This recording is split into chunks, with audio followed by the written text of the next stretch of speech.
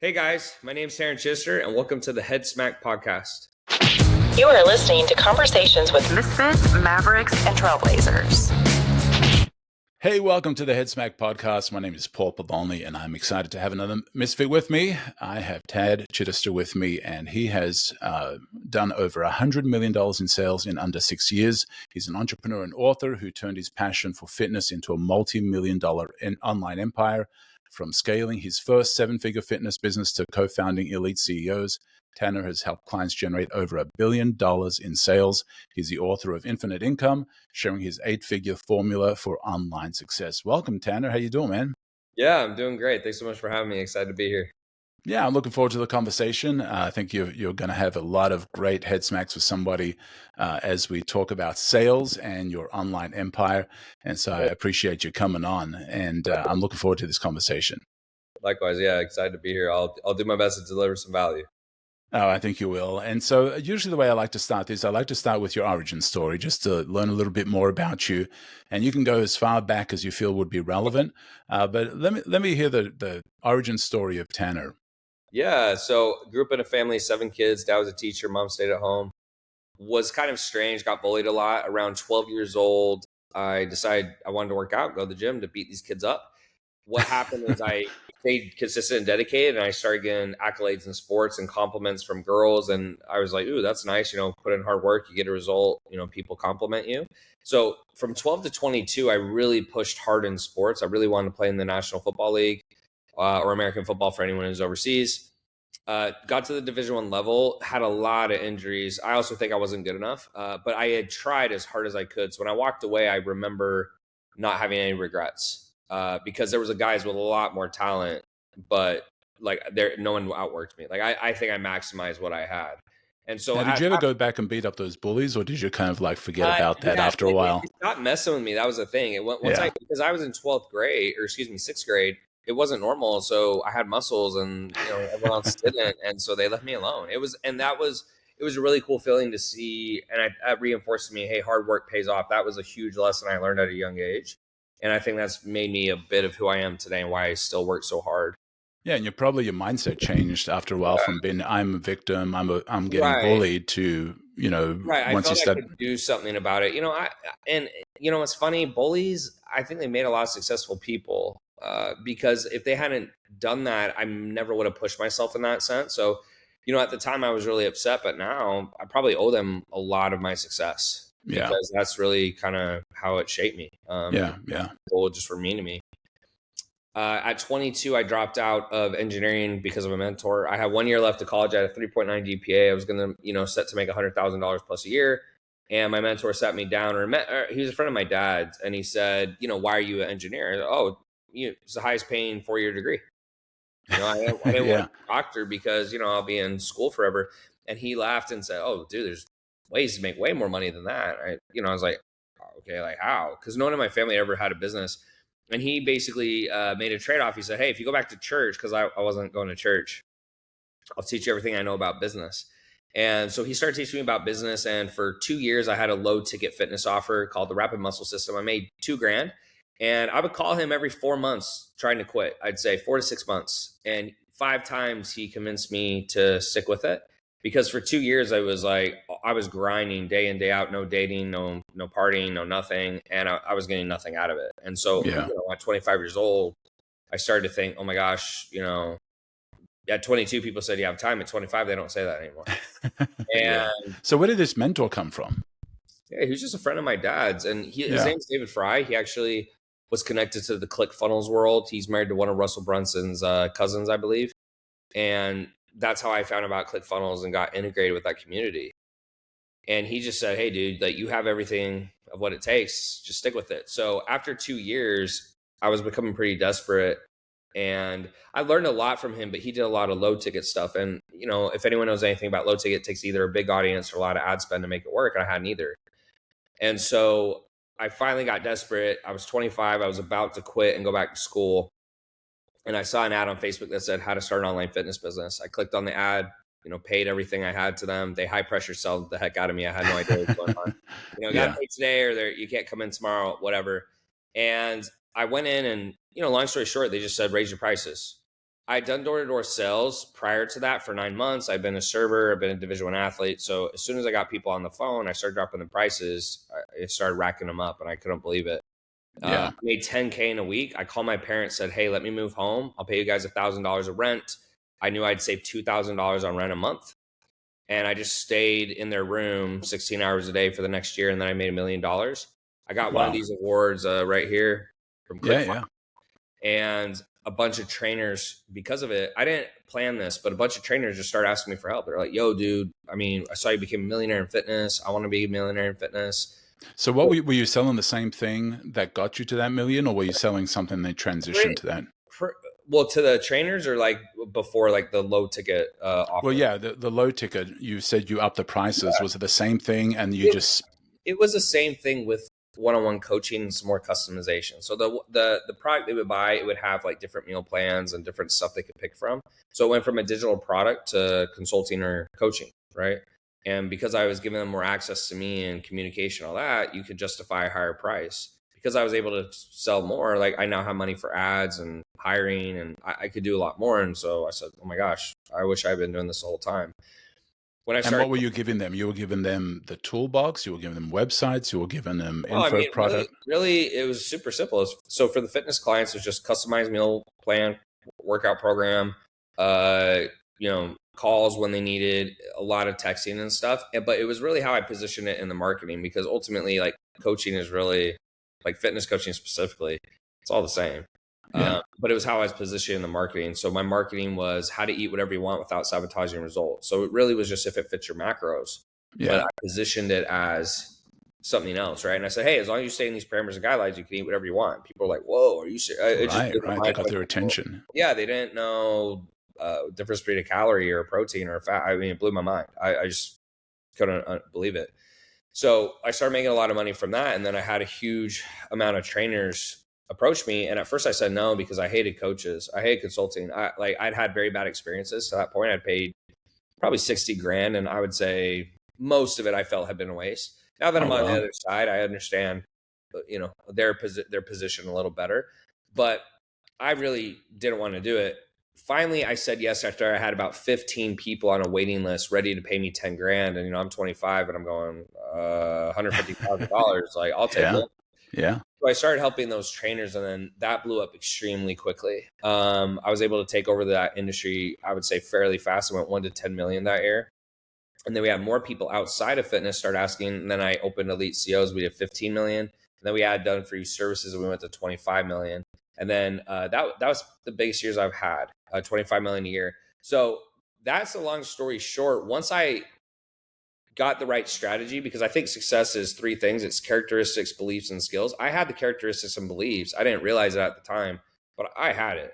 I just didn't have the proper strategy, so to speak. And so once I had that, it was game over. Most people, I think, they go into it and they have maybe the right strategy, or they have skills, but they don't have the characteristics or beliefs. They're not willing to work Yeah. hard. They don't believe in themselves, et cetera, et cetera. But that's really my path. And so in hindsight, I saw the silver lining, and that's what's really helped me as I've gotten more mature and older, because now when I struggle, I just, like, in the back of my head, I go, this will be a silver lining in a couple of years. I'm going to look back at this and I'm going to be like, because this bad thing happened, it forced me to do this, which got me there. And a lot of people don't look at life that way, or failure that Right. way. That's why they quit. And Right. that's really been my secret to success, is just, I'm willing to usually outwork most people. I'm willing to, like, strive more. Like, for example, today's another 16-hour day. I had a massive concussion 2 weeks ago. I almost died, and Oh, I could have died. man. I could have died. Yeah. And, What I happened? guess they don't know. What's funny, until this morning, I thought I fell. So it's a stand-up scooter. But Hmm.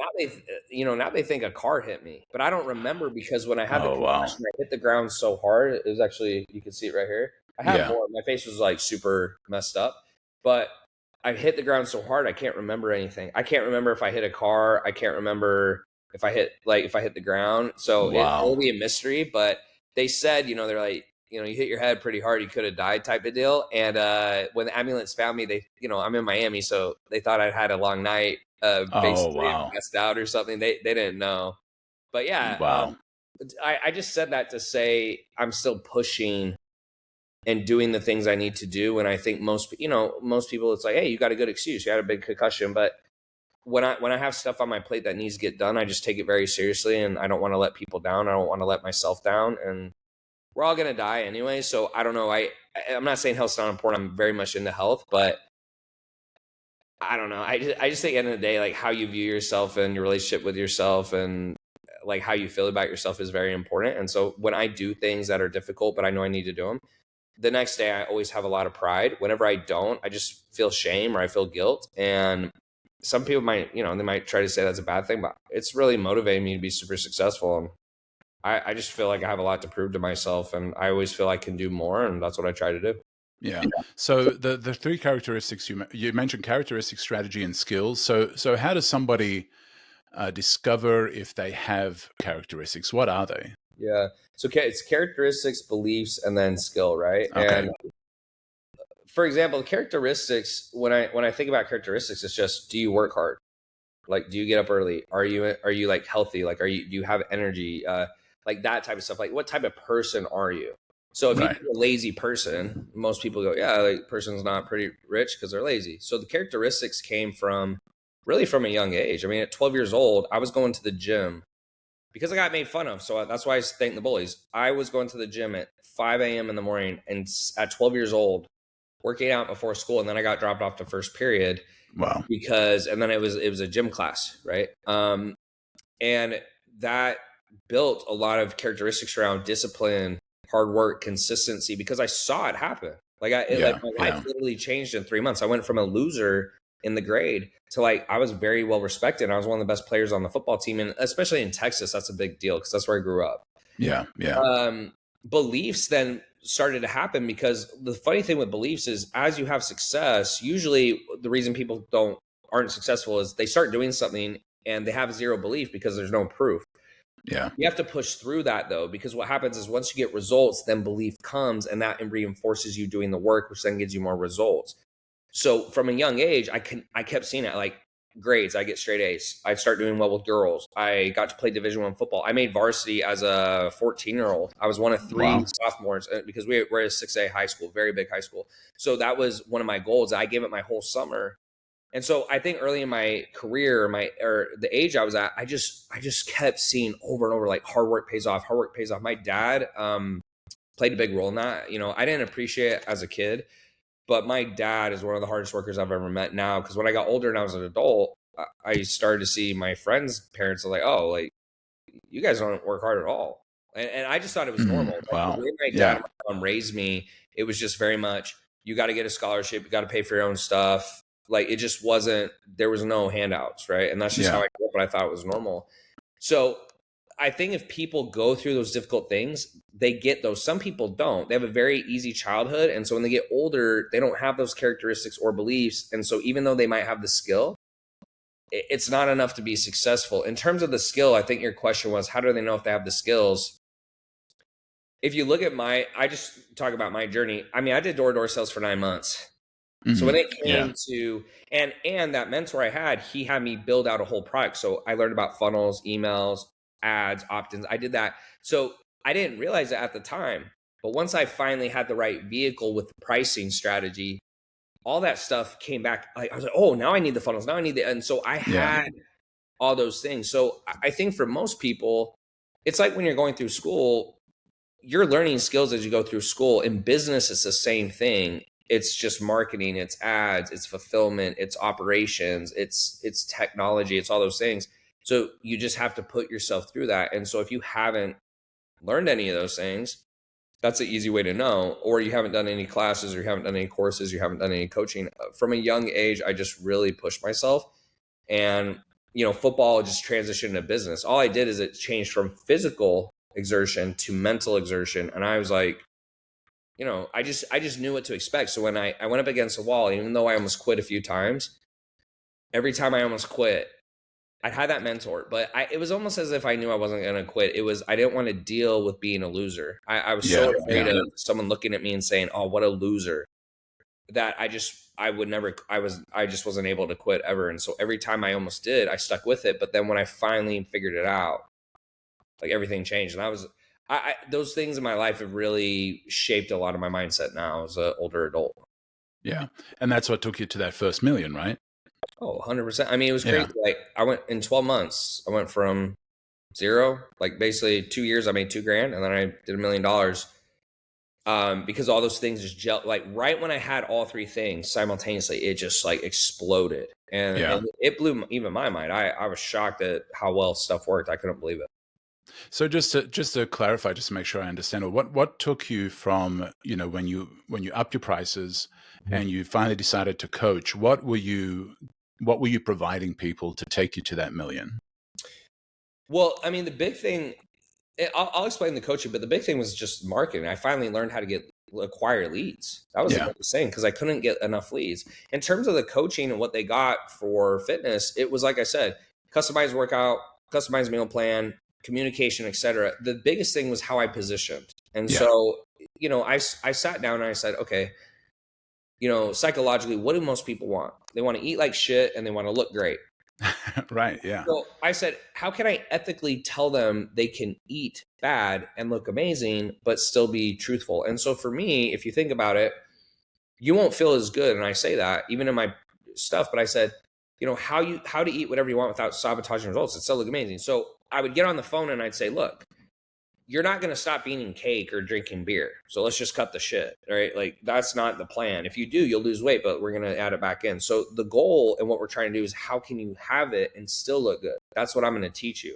And you'd be shocked, but I just looked the part. I was super jacked and super in shape. I'm still in shape now, but the concussion kind of, found me the pantry, so to speak. And Yeah. I'm trying to get it off right now, but it was just shocking me how many people they were so used to being like, do this, eat this. And so I think the flexibility was very enticing to them.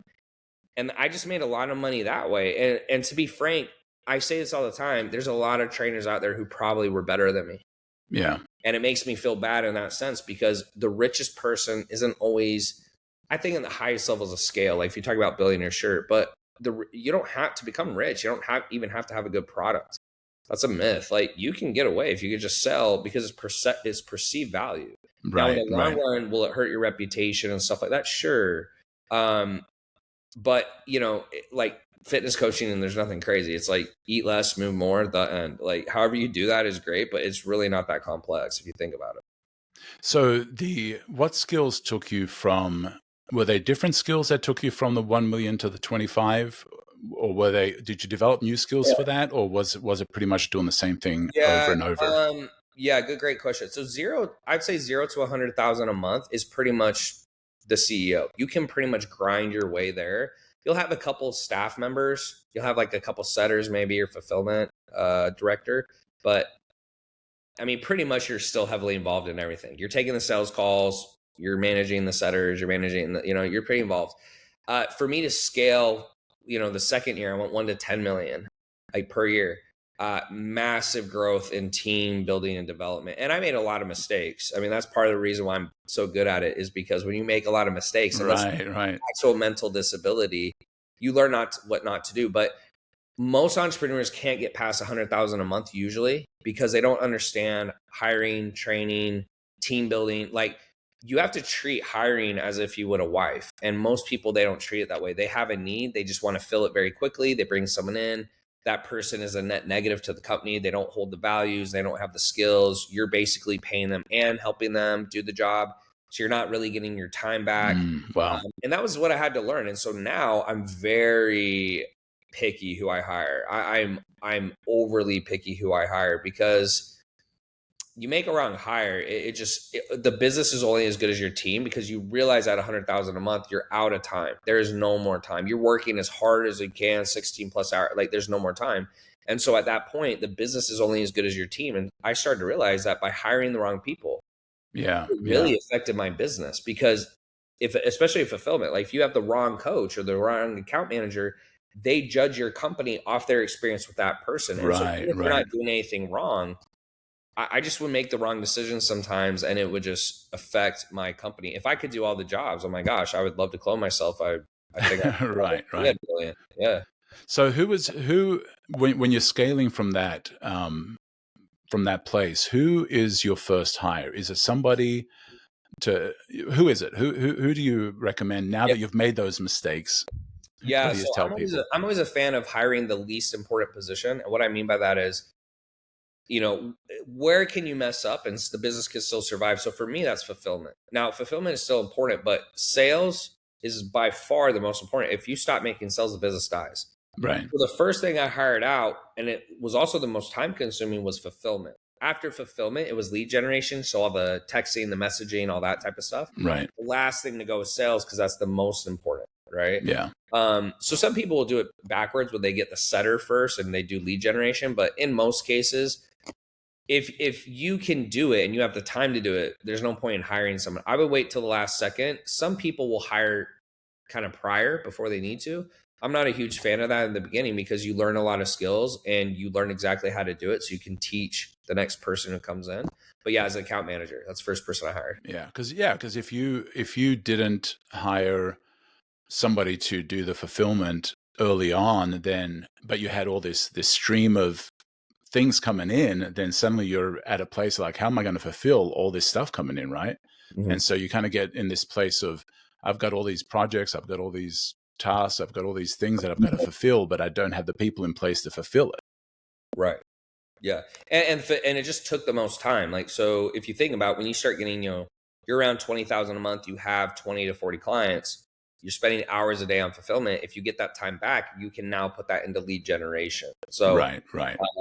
Most because people, you're the face of it anyway, right? Or you're right, right. Yeah. And most people are not that good at sales. I'm able to say I'm very good at sales, but that's because I did door to door. And so I just have I psychologically and mentally, I've just been able to see so many things and so many objections that it's really given me an edge in sales where, I can pretty much sell anyone if I really want to, if they have an interest, right? Like I even think Jordan Belfort talks about that. If someone, they don't care, but if they care, there's a lot of techniques and things I learned just naturally by selling in person because you have a very split second to reply. On a phone call, you could take a couple seconds. In person, they can tell right away if you don't know what you're talking about. Right. Yeah, and I think that's a great point too. It's a lot harder to sell somebody that's not interested in doing better, changing, upgrading. It's a lot tougher of a sell, and identifying that early is definitely a skill. Yeah, I mean, yeah, it's definitely comes down to when you can learn how to hire a team, you can make a lot more money. So I'll just say that. Yeah. So going back to the question before is what skill or what changed as far as in how you did things to take you from that first million to whatever 10 or 25? What were some of the skills? Were there any that changed, or is there something specifically that you can point out? Well, the first skill that made the biggest difference is I just learned how to run paid traffic at a very high level, and I also had, big cojones, for lack of a better word. I went from $3,000 to spend to 6 to 12 to 24 to 50 to 100 to 2. I mean, we just as soon as it worked, I was like, "Yo, let's go." Wow. I'm a very aggressive person, so I'm very efficient. So one of the other things that really helped me when I look back at scaling is I just would hire people. I say, here's the job, do the job. If you can't do the job, you're gone. Bye.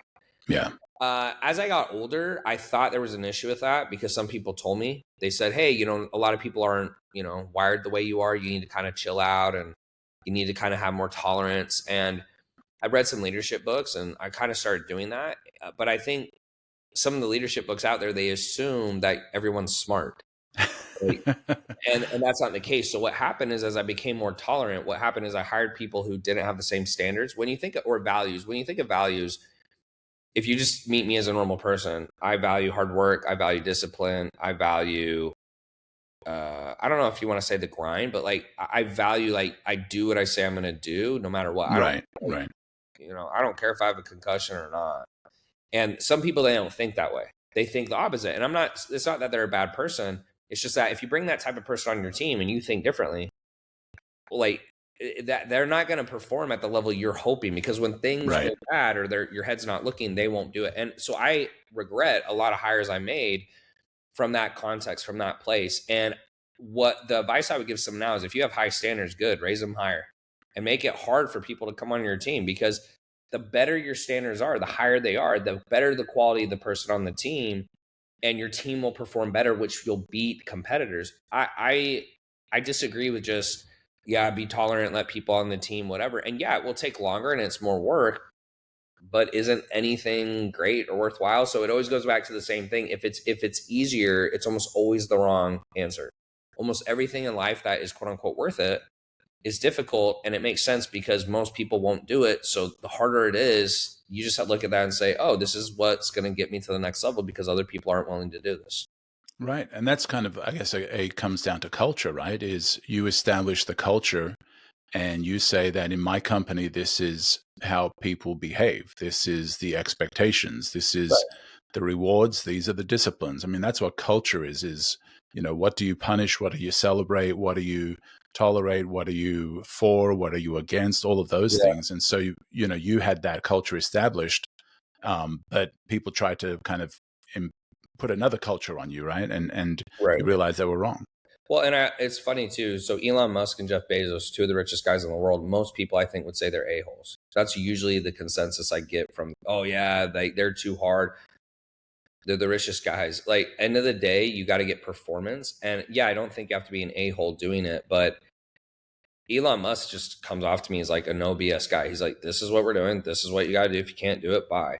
Right. And people get upset about that, but that's what it takes to win, in my opinion. So I wish I'd been less tolerant and I'd gone the other direction, because I think over time that really hurt me. And what it sucks, because when you get upset clients or you have bad things happen and you're paying that person and they're not doing a good job, man, it really sucks. Because I don't mind paying someone who, you have values and skill. So in a perfect world, an A player has values and skill. I would rather hire person who has good values and low skill, because at least they're trying.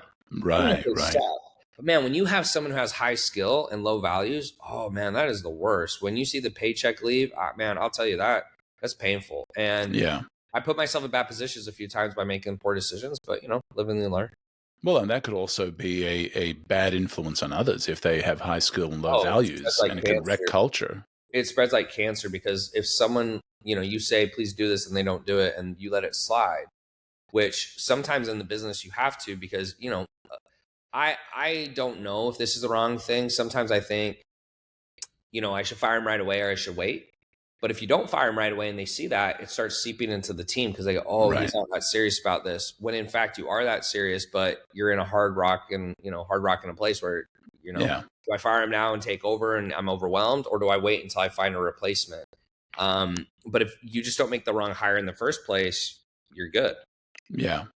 So what else changed as you started scaling, you got to the 25, then you hit, what was the next milestone, and did anything else change, or did you kind of develop a way of doing things that kind of took you from, the 1 million to the 25 to the 100? Yeah. So, I mean, nothing really changed. I mean, so the highest I made in a year was 25 million. The only difference is you're just doing more faster, right? So people think a lot of times, as a business grows, it becomes more complex. The complexity comes from bigger team, more staff, more clients, stuff like that. We actually were doing the same things over and over. Yeah. So nothing really changed from that perspective. It was just, hey, if you're spending $10,000, now we're spending $500,000 in the same time frame, right? Other than that, no, it was the same stuff. Like, most of my days at that point was a lot of strategy, and then it was a lot of management, right? Like, I spent a lot of time managing the team. So now you help clients, and you've helped clients generate over $1 billion in sales. What do you first look at when a client comes to you that you see whether you can help them or not? Great question. I mean, I'll help anyone. I'll be transparent. I'll help anyone.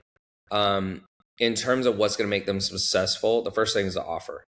So, if they have a good offer, it mitigates poor salesmanship. It mitigates poor marketing. It mitigates, just kind of being clueless. And what are the ingredients to a good offer? Like, what do you look for?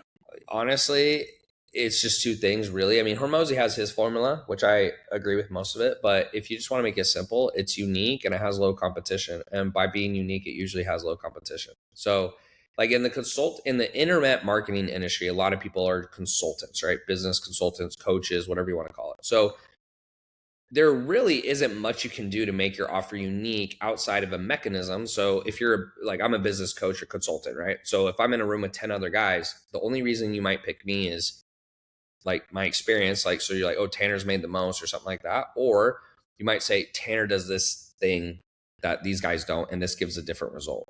So it's a lot of mechanism marketing, which is tougher. The best clients I've had, or even my portfolio companies, they just have a very unique offer. So, and it's a no-brainer buy. So two of my clients that stick out that I can share is one has I'll get you into an Ivy League school with a 90% success rate. Wow. Right. I mean, it's like a no-brainer. The other one is I'll get you a green card.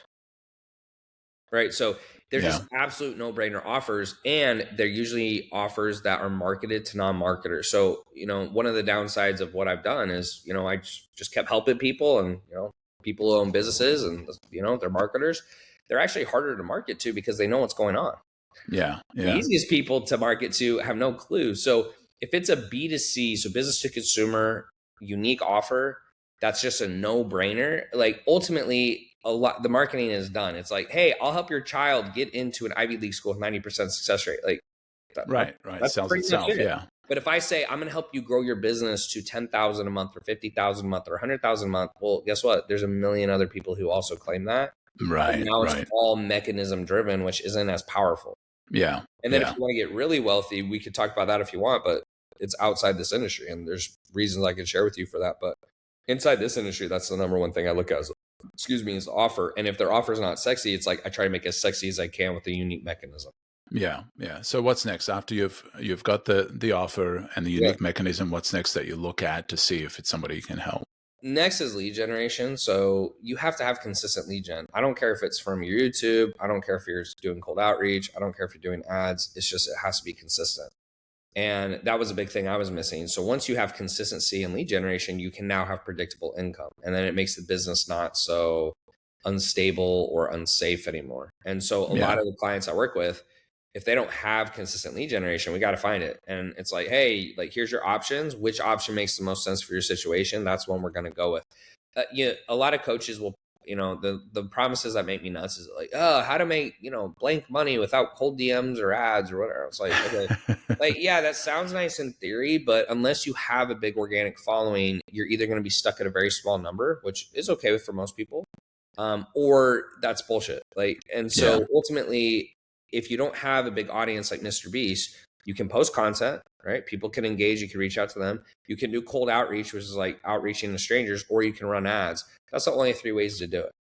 And people will try to overcomplicate it, or, oh, that's not how you get clients. I mean, that's the 3 ways you get clients. And most people, they don't have a big following. Their content doesn't resonate that much. They don't have money to start. So most people, usually they'll start, likes, comments, followers, and then they got to do cold outreach. If they run out, once they have enough money, they go into paid ads. I'm not against paid ads. I'm not for paid ads. It's just for the average person, paid ads makes more sense than, hey, let's try to build you a big YouTube over the next 3 years. Like, YouTube is a long-term play, in my opinion. Like, I could have done better, right? It's harder to be a creator and run a business, but I have 30,000 subs. I've posted 1,500 videos. So could I have done better? Of course. Like, if I put more time into it, would I get a better result? Yes, but I'm also running a business. I'm a business owner. I'm not a content. Right. So it usually will take a back seat if I have other pressing matters, and it just is what it is. Yeah. And so I would imagine that if you have time but no money, go organic, go cold call, and go all that. But if you have money and no time, then go paid, right? And it's also speed, right? Yeah, it's speed, and it's also skill though, because in a perfect world, I would love to bring clients in day one, have them do paid. But paid only works if there's some skill, because you're going from, you're talking to strangers, so some people think, oh, paid ads is a, magical formula. It's like, no, dude, like all it is bringing awareness. That's all it's doing. Everything else in terms of your marketing, your salesmanship, that's what converts them into clients. Right. Well, and also, I guess the offer, right? And so you've got to nail down the offer, like you mentioned. That's one of the first things you do. Is if you have a bad offer, but you have a lot of traffic, you're wasting a lot of time and energy. Right. Yeah, 100%. I mean, and some people, there's only so much you can do. So if they're, I talked to an individual today. He had an offer that he consults musicians. It's not bad from that standpoint. Like, it's pretty unique. There's not a lot of people doing it, but in my opinion, most musicians, they're broke. So if he has a hard time making sales, that offer could be a potential problem because he's selling to people who, in my opinion, on average, don't have a lot of money. Right. Stuff Right. like that. Well, and it needs it to be as good as your line was. Lose weight or get fit without and eat whatever you want. It needs to be that special of an offer as opposed to just simply, I coach musicians. There Right. needs to be some other thing that coach them towards what is the goal? What are you going to get them for that? What are they doing that others think they have to do, but you're not going to have to do, right? Yeah, 100%. And it also comes down to what that client can fulfill. So I have ideas for some clients, but they can't do it. I'm like, hey, you should do this, you should do that, but they don't have the skills yet. Yeah, yeah, And that's okay. Just the way I think about coaching or consulting is, if you're a basketball coach, and you tell LeBron James what to do and you tell a kindergartner, like, it makes sense why they don't get the same results. But, some people lose their minds and they're like, oh, I should get the same results. Like, you're not going to. Like, you're not. yeah, yeah. Right. Um, but I don't own people's failures. I also don't own their success. Like, if people come through my programs and they do great, it's all them. They do bad, it's all them. And because that's the only way you can have it. You can either take all the success and all the blame, or you can take none of it. And I just choose none. Yeah. I don't know if that's accurate, but that's the way I view it. So we start with the offer, then we go to leads. You've got to have some sort of traffic or whatever. You mentioned several ways to get traffic. So somebody needs to be taking notes if you're not writing notes. What's the next thing that you look at? Offer, leads. What else do you look at? Yeah, I mean, after that, really what I look at is a fulfillment. Yeah. Can we increase LTV? Like, are you doing it in a way where you're following up with clients, you're giving a good service?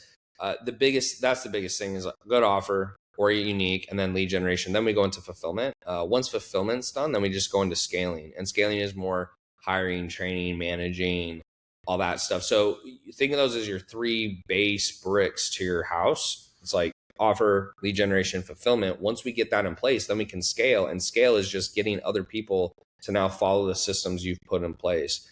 And Yeah. that's really the 4 steps, Yeah. So which of those is the toughest? Oh, managing, hiring, training, managing, of course. Yeah. I'll meet, again, like I said, if you work hard and you're patient and you just, like, you can, put some work in, you can do 100,000 a month and be a terrible CEO. Like, you're horrible with people. See, like, a CEO's job is really to assemble a team. If you want to make millions of dollars, and quickly, let's say quickly, not over a long time. If you want to make them quickly, you have to learn how to leverage other people. And that means you have to learn how to motivate. You have to learn how to look and find good talent, not make the wrong hire. You have to learn how to manage. You have to learn how to, make their goals fit within your goals, which is difficult at sometimes, depending on your business model. But ultimately, the best thing you can do to get people incentivized is align their goals with yours. Because if Yeah. you can align their goals with yours, they're definitely going to push for their goals. And then by them hitting their goals, you're going to hit your goal. That's the best way to do it. When you just try to bring people in, you're like, yeah, just, work hard and all this other nonsense. It just doesn't usually, I think, work unless they have those types of values already, which just comes down again to hiring. Like, that's the very first thing. So yeah, for most entrepreneurs, they're not very good at it. They don't know how to manage. They don't know how to talk to people. They don't know how to convince them. Like, they've basically just won by brute force at that point, but they don't know how to get other people to do what they can do. Does that make sense? Yeah. Yeah. So when it comes to your book, Infinite Income, is that the formula that you have in there, or what's within that book that is maybe different from what you've shared Yeah. already? Well, so that's my first book. I like, looking back at it, I wish I maybe spent some more time. I saw, like, I'm good friends with Alex, and he had his books come out, and I was like, okay, like, that's how you write a good book. Put 2 years into it, or however long he did. But yeah, it goes through my story, and it goes a little bit through the strategies of what I did. And just by having the story in there, I hope it helps people relate. I was in a pretty dark spot in my life, or it felt like it at the time. and I just, talk about how I got out of there. So all the stuff I told you earlier, so sorry. That's all right. All the stuff, sure this is off. Okay, do not sure. Okay.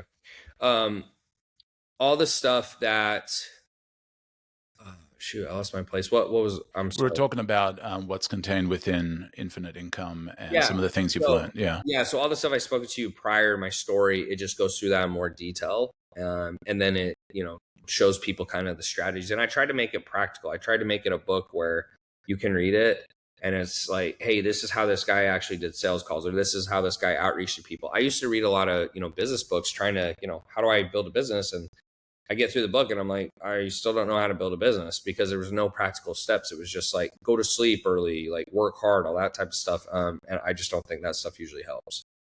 Yeah. Outside of what we've already talked about, is there a head smack that really has affected you at this stage in your life that you wish you had known when you were younger? Maybe from a personal standpoint, from a very young age, I wanted to make a lot of money because I wanted to have optionality and choices in my life. Something that took me a few years to figure out, and I still think I'm going through it a bit, but it was interesting to me to come into a lot of wealth. I'm over 6 foot, pretty good build, and at that point, I could pretty much do whatever I wanted. And a lot of entrepreneurs don't talk about it, but I think navigating that was somewhat difficult for me, meaning you build this life to be able to do whatever you want, and then you can quote unquote do whatever you want, but then I guess you have to learn the restraint in some areas, or maybe that's probably not the best move to go about your life. You can move that into dating, you can move that into partying, you can move that into like spending money, whatever. And I just had never experienced that before, and a lot of entrepreneurs don't talk about it, or some of that stuff is just a little bit more hush hush. Where like if I go up to a guy and I say, "Hey, dude, how is your relationship with your wife and this and that?" Some guys, they don't want to talk about it, or they just give you a surface level answer. So that was probably the only other thing that it was really hard for me to navigate, and I had to use some personal experience because I had to figure out how I wanted to live my life. And when you are in a position when you can quote unquote do anything, I don't know what my percentile is, but I think for my height and the amount of money and stuff like that, like it's pretty low or pretty high, however you want to put it. When you have a lot of optionality, you have to like really decide who you're going to be versus, if you're 5'0" and you make 30 grand a year, you don't really have a lot of options, right? And Right. hopefully that came off in the right way, but that was an interesting thing for me to go through and learn from. And there didn't seem like there was a lot of places I could go for advice where I could get an honest answer. And it makes sense because it's very personal. Depending on what the topic was, it could be very personal, right? Right. And when you have those options, you decide what your values are. I mean, that's where your values really come head to head with, I have so many more options than somebody else, and now I've got values that come against those options. And who am I going to be, and who am I when those options come up? Yeah, and for me, just to be more transparent, my thing has always been women. Like I would always like, and I wouldn't say I would always, but I think because of a kid, I don't know for sure, like of course, but I look back, I was bullied a lot. I was kind of a loser. I came into some success. I started being treated better. And so I don't know where that comes from, but it was always interesting to me, coming to success, you get a lot of attention from women. And then, what kind of guy do you want to be? Do you want to have a lot of girlfriends? Do you not want to have girlfriends? And I grew up very religious, but I'm not quite as religious anymore. So there wasn't any kind of religious thing holding me down. And so, I guess kind of navigating that, so to speak, and seeing all spectrums of guys out there, like, you got all the way from Andrew Tate to, a pastor, right? And trying to figure that out was a little bit, I don't know why, but it's just always been something I think I've enjoyed more, and trying to kind of figure out right from wrong or the best way to go about my life in that area was, it was difficult. But I'm in a better place now, I think. But I struggled with that for a while, and I wasn't really too sure what to do. And I always try to do the right thing. I try to be a good guy, but I guess I just didn't know the right way to go about it. And I've Yeah. the one good thing, and I guess it's a bad thing too, is I don't ever want to choose something because other people tell me to. Right. And so that can make me a little bit stubborn sometimes because I want to feel like it's my decision. Yeah. And so Yeah. even if society's doing it, sometimes I go, that doesn't mean that much because, I want to be my own person, if that makes sense. So, Right. Right. And it's also like, what kind of baggage do you want to pick up to take into the next phase of your life, and right. so when you're talking relationships, when you're talking behaviors and values and all of that, it's like, okay, well, what kind of baggage do I pick up and then carry with me into my next relationship, into my next endeavor with business and all of that. And so your values and your options, that's where the conflict happens. You decide, okay, here's what's worth it, here's what I don't want to carry into the next phase of who I'm going to be and how my business is going to be, or who I'm going to date or marry or whatever. Right. Yeah. It's just interesting, I think. And well, and, you know, I, if I could, if I would give up all my wealth right now, if I could, talk to God or our creator and just ask him a couple questions. Because there's a couple things about how the life works where I'm just like, is that a me thing? Is it Yeah. how things are? But all of us, we don't all have the answers, and that's okay. But Yeah. there was some stuff that really bothered me deeply for a while, and I wasn't sure if there was something wrong with me. I wasn't sure if I just maybe had more proclivity for a certain thing or whatever. But anyways, it's been good in hindsight. Like all trials and like struggles like help you grow, and so it kind of helped me go pretty deep, I guess, in like personal relationships and stuff like that. Yeah. So what's next for you now that you've achieved all this stuff? Now that you're helping a lot of businesses grow. What's next for you? Yeah, so I mean, at first I thought I'd retire, and I did for 6 months, and I came back and I started working again, and I didn't realize how bad I had felt. I think it's like eating at McDonald's for 6 months. The first couple of days maybe you feel bad, but then you get used to it, and that becomes normal. And I remember that feeling, and I said, "Wow, that's interesting." That's very interesting. So really now what I'm trying to do is I'm just trying to go to the next level. I feel I've accomplished everything I can accomplish in this industry. I still have it. I still love it. Like I still coach people, still have clients, etc. But I'm really trying to go to the next level. And for me, the biggest plays you can get in is tech, private equity, or hedge funds. And I'm really starting to dabble in those. And it really just comes down to pushing myself. There's no other reason. I don't need any more money.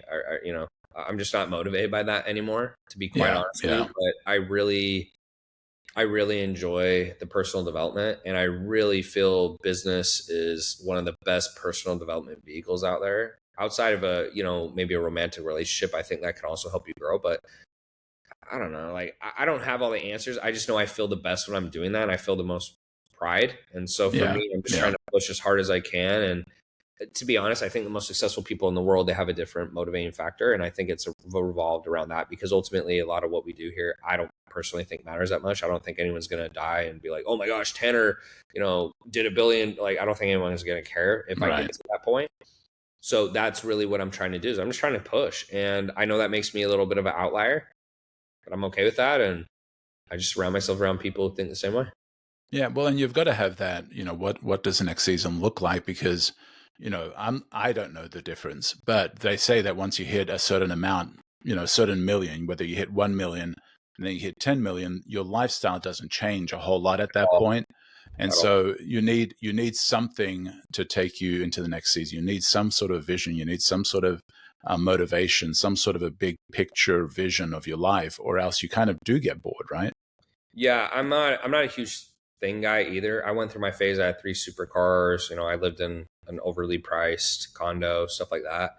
Um, it was interesting when I was single. I enjoyed it. When I had a girlfriend, I did not, and that feeling made me go, "Oh, that's interesting. Maybe this isn't because I enjoy it. It's because of ego." Because when you're single, Wow. you draw all this types of attention and stuff like that. Or it would impress guys, right? And I started realizing, I'm not really in the game to impress guys, so to speak. So at least for me, if you enjoy that stuff, more power to you. Great, that's awesome. I wish I enjoyed it as much as other people, but after 6 months, your brain resets, and whatever you had, you got to get something bigger. And so for me, that just wasn't a game I wanted to play anymore. I really enjoy using my money for experiences and my personal development. Like, there's nothing I think you can do better than investing in yourself. And whether it goes good or bad, like bad meaning you don't get an ROI out of it, good meaning you do. I mean, you learn. Like when you learn, you'll learn. Learning what not to do is just as powerful as learning what to do. And a lot of people, Right. So what's a head smack or a question that I haven't asked you about scaling that you'd like to talk about or like to share? Oh man. You've done a pretty good job. I think the only thing I want to reiterate is, most people, I think if they drop their expectations for how life should be or how stuff should be, they'll lose a lot of anger and resentment. I've even noticed this in my life recently. I've been really busy, and my girlfriend's, been trying to clean up and, do whatever she can to help me, which is one of the reasons I love her. She's great. But, some of the stuff's been misplaced lately. And, this morning I was all upset and all this stuff. And then I just, realized the reason I'm upset is because I'm busy and I'm, tired and I'm stressing. But I just realized if I just drop my expectations where things are going to be in the right place and like there can't be mistakes and stuff, a lot of that dissipates. So it doesn't mean I don't continue to strive for excellence. And obviously this example is not that big a deal. Like, a Kleenex box being in the wrong spot or like myself, or whatever. But I just think most people, the point I'm trying to make is they want to be successful, but they have an idea of how long it should take or when it should get there and how easy it should be or how hard it should be. And so they quit because their expectations do not match reality. And so for me, again, like I just have really tried to train myself, no matter how hard it feels, no matter how tired I am, no matter how sad I am, I just push. Yeah. And last night, I remember before bed, I was so tired. I think mostly because of this concussion, but I was so tired that, I almost felt like I could cry. Like, I know that sounds kind of weird, but I was so tired. I felt like I could almost cry because I just had no more energy left. Yeah. But I was doing what I had to do. And I think, a lot of people, if they watch me work, like you wouldn't be as surprised I've had the success I had, but that's a trade-off. And I'm not saying you have to work yourself to death to be successful, but I like to do everything I feel I can do so that I leave as little chance to luck as possible. I want to have as much say in my success and what happens as possible. And I just wanted to point that out because I think a lot of people, if they had that mindset, there'd be a lot more successful people and a lot more like unhappiness and a lot more success. Because, it's a big thing with clients. I think sometimes what they want and their expectations of what it's going to take to get there do not align. And that's why they quit or they get upset. So, well, and I'm sure people wonder, what keeps a person that has reached a certain level of success going? Like Elon Musk, the richest man on the planet. Like at that point, I would retire and just chill. Like, and with you, hitting the goals that you've hit, you did chill for a little bit. And you wonder what keeps you coming back. And is it just that inner drive or is there something else? yeah, it's just personal development. So like one of the stories that helped me realize that money wasn't going to do it is I had a goal to hit $1 million in a month. I did it in 18 months. I sacrificed everything to get there. When I say sacrifice everything, friends, relationships, dating, I mean, the whole nine. Like it was just I'd be working like, just like I am right now. Like even this podcast is technically working, like I'd be working. And I had a huge party in Miami, just bought 3 supercars, had a Lambo SVJ, the car's over $1 million now. And a guy showed up and he said, "Hey, whose party is this?" He was a random. And I was like, "Oh, it's my party. Thanks for coming." And he's like, "Yeah, what's party for?" And I said, "Oh, I just hit $1 million a month, blah, blah, blah." And, went on this whole tirade. And he looked at me and you could tell he was like unimpressed. And he said, "Great." And that moment just really messed me up because I sat there and thought, I just did something 99% of people won't do. And he doesn't give a crap. And then I started thinking, so what does that mean for Elon Musk or Jeff Bezos or Mark Zuckerberg? It's like, and if I'm never that good, it's not going to mean anything. And so that really took me down a deep spiral for a while. And I actually went off and did some stuff that people would consider crazy. One of the good things and bad things about me is I'm very driven and I'm very type A. So when I get desperate, like you'll see me do crazy stuff. Like I'd be on the street, like I'd be homeless, like holding up the sign. I do it all. Yeah. So long story short is I started going to a lot of therapy.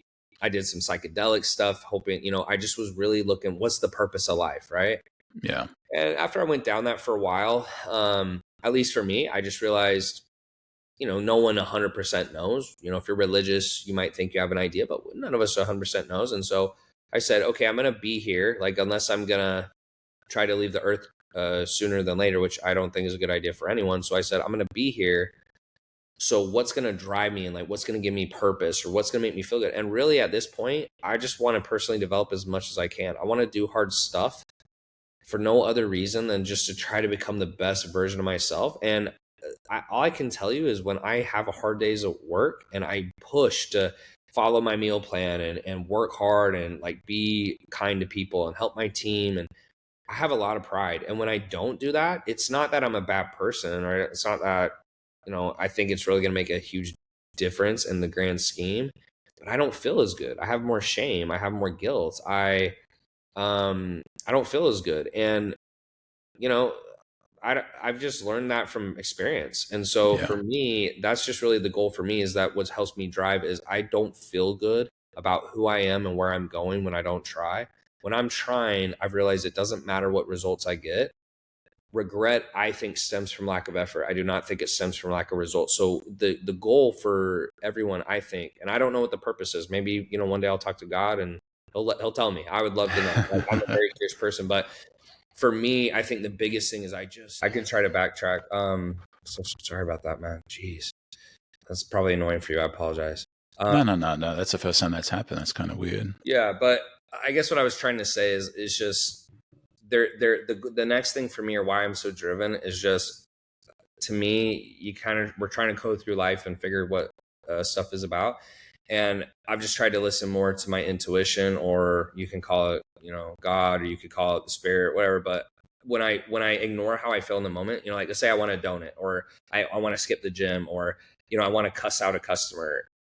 Sometimes I do. And I've done it and I don't feel as good after. And then when I ignore that and I do, the thing that my older self would be proud of, I feel better. And I can get more into depth on that, but it's funny. It makes you unstoppable too, because no matter where I get, like, I always want to be better. And I think that's the end game of life. If you can get to that place, you will really enjoy your life. And if you don't, I don't know. I don't really know what I guess you're floating, and I don't really know what to say for that. For me, like, that's the direction I want to go. Man, it's so awesome. Well, this has been an amazing conversation. I really have enjoyed what you shared, and I think a lot of good stuff when it comes to both life and business that you've shared, especially around scaling a business and taking them to the next level. I think a lot of people are going to get a lot of value from it and be able to see where, maybe their business can go next level and change and adapt and really look at some of their things that they've got in place, whether it comes to their offer, whether it comes to lead generation, whether it comes through scaling the internally and making sure they're ready for whatever that next level is. Appreciate this conversation, man. This has been awesome, Tanner. Yeah, thanks for asking good questions. I can always tell after I've had a good interview because I'm very excited about it. So hopefully that came across, and sorry if I talked too much, but that got me excited. That's phenomenal, man. It was really, really good stuff, and I appreciate you coming on. Yeah, thanks for having me. All right, take care. You are listening to Conversations with Misfits, Mavericks, and Trailblazers.